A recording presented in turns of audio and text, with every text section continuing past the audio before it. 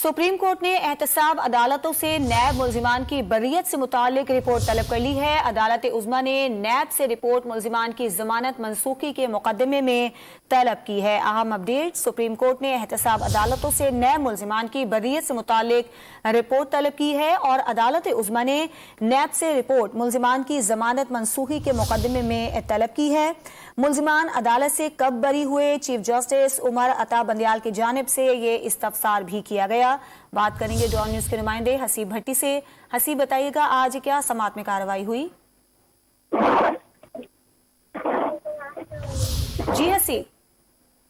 Supreme court ने एहतसाब अदालतों से नैब मुलजिमान की बर्रियत से मुतालिक रिपोर्ट तलब कर ली है और ये भी इस्तफसार किया गया चीफ जस्टिस उमर अता बंदियाल की जानिब से कि अदालत से कब ये मुलजिमान बरी हुए। सुप्रीम कोर्ट ने नैब से रिपोर्ट मुलजिमान की जमानत मनसूखी के मुकदमे में तलब की है। इस हवाले से आपको मजीद अपडेट करें कि ये भी कहा गया अदालत की जानिब से कि एहतसाब अदालतों से नैब मुलजिमान की बर्रियत से मुतालिक रिपोर्ट तलब की जाती है।